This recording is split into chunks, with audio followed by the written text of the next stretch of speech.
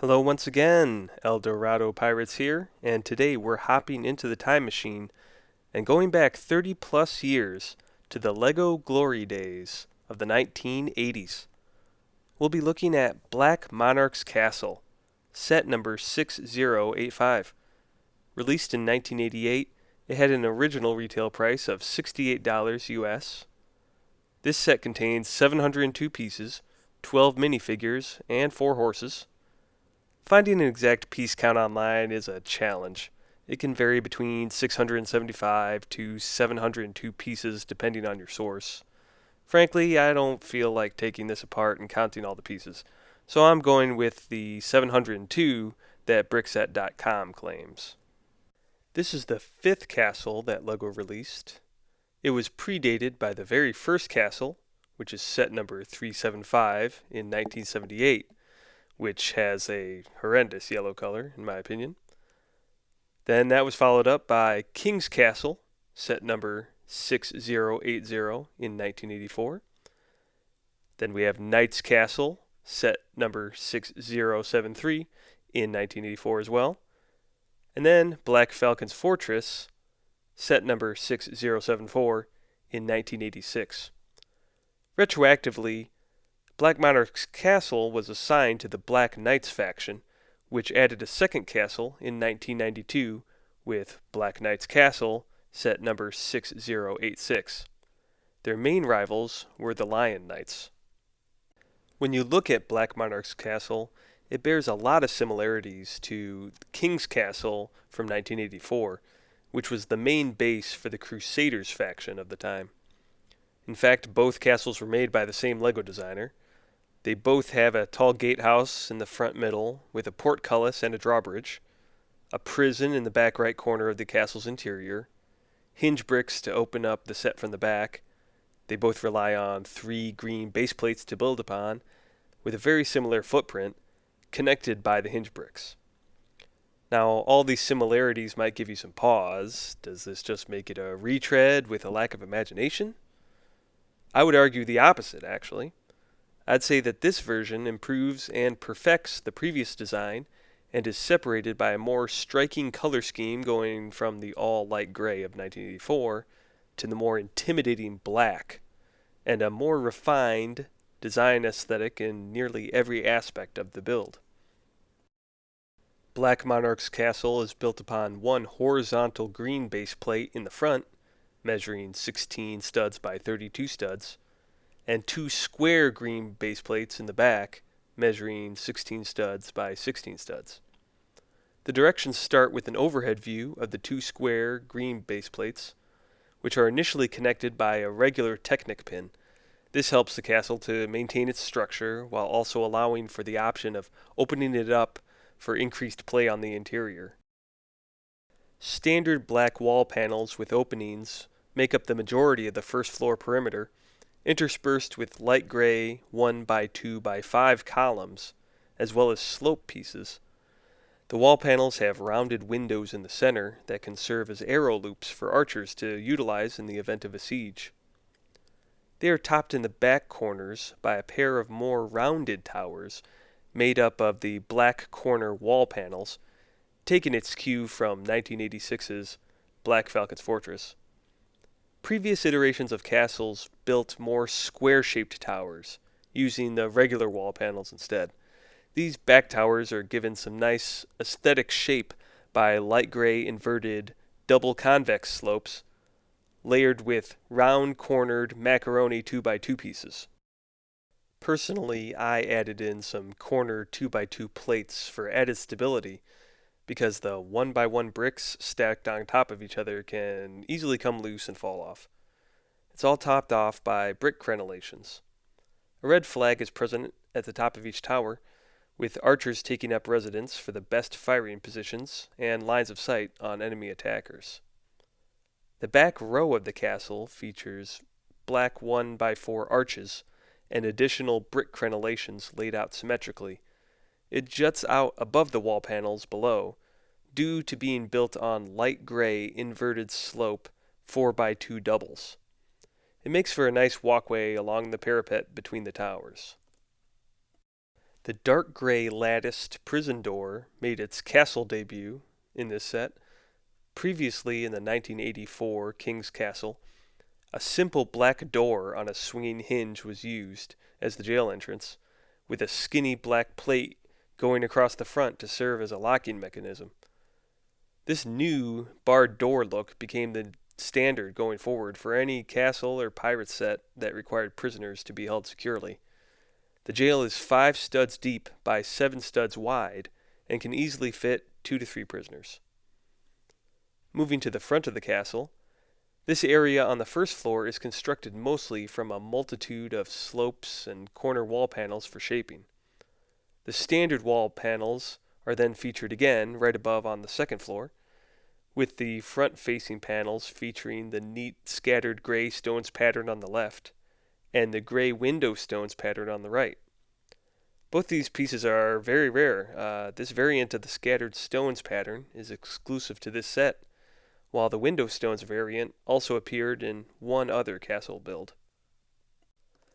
The drawbridge out front is connected to the structure with a brown lance positioned between Technic bricks with middle holes. The drawbridge itself is made up of a pair of 4x12 black plates side by side, attached on the underside by skinny gray plates.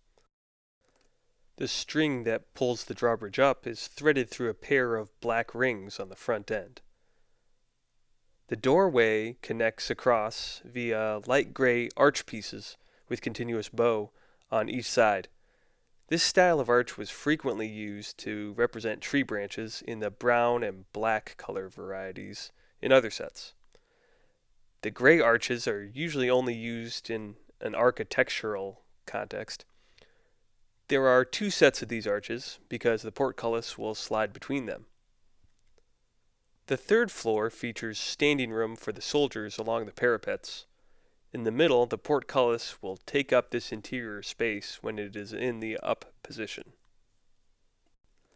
Looking at the portcullis itself, it is made up of parallel and perpendicular skinny black plates connected at the top by string. It measures 11 studs high by 10 studs wide. It is quite a sizable main entrance, allowing soldiers and knights to come in or depart at their leisure. This nice width and height make it much easier to stick your hand through. Up at the top of the gatehouse, we have 2 simple apparatuses that control the defenses. In the middle, the string from the top of the portcullis is strung through several holes and then tied to a Technic brick. You just pull back on the string and then stick the brick to a part of the castle to hold it up, and then release to let it down. The drawbridge string attaches to a brown wheel that you turn to wind the string across the attached Technic pin. For some reason, my wheel does quite a terrible job in creating tension, and I need to pull the drawbridge up a bit with my other hand to give it a start before the wheel can finish it off. Lego winches solved this problem quite well in subsequent sets. The decorations in the front give visitors a clear indication of who the castle belongs to. A sigil of the Black Knights features a blue dragon with yellow wings set against a red background. The design is featured on a pair of shields flanking a center flag of identical design.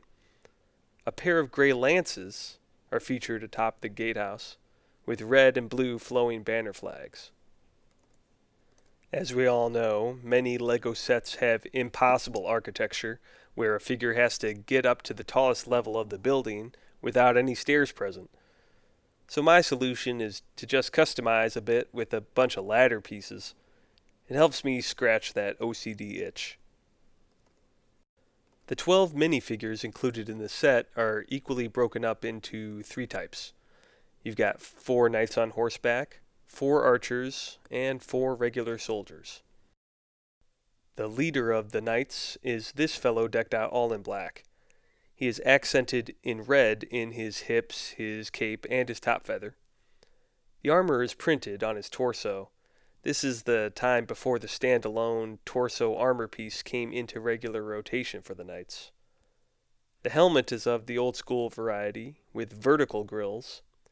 Helmet variants in subsequent years featured an open motorcycle helmet with an attachable visor piece that could move up and down.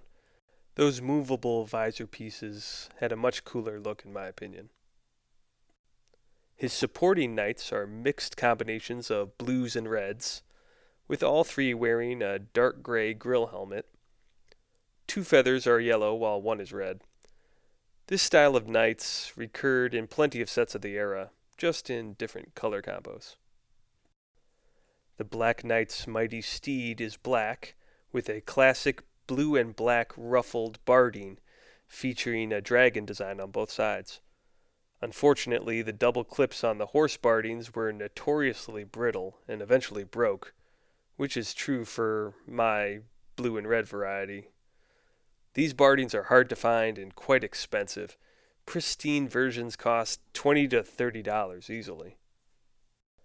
The 2 junior knights, as I like to call them, ride brown horses with red and blue saddles, featuring 1 clip for their flags on the side. The second-in-command knight rides a white horse and gets a nice red and blue horse barding with the dragon's design. All 4 knights possess matching swords and shields as well. The archers include red legs with black hips and gray scale mail atop the blue torso. The gray helmet features a chin guard. The guards feature blue legs with black hips and gray scale mail on top of a red torso.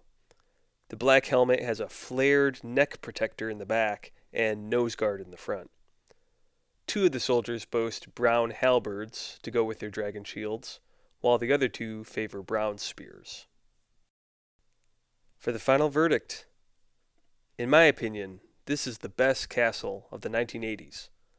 The 1990s brought about some interesting new castle design with raised base plates being introduced, which allowed for a different building experience. For its time, Black Monarch's castle nails the necessary elements, and the black color scheme is still quite striking. While I don't like that drawbridge raising mechanism at all, it's the only minor strike against this set. All the classic castle elements are present, outside of a throne room for the king, which didn't really get incorporated into castles until about the mid-1990s. You got 12 minifigs and 4 horses, which really fill out the castle's ranks, and there's a ton more space to more than double that garrison strength, if you so choose. There's room for customization as well within the interior. All in all, it's a must-have classic set. Thanks for watching. Please like the video, subscribe to the channel, and click the notification bell so that you can stay up to date on all future LEGO set reviews.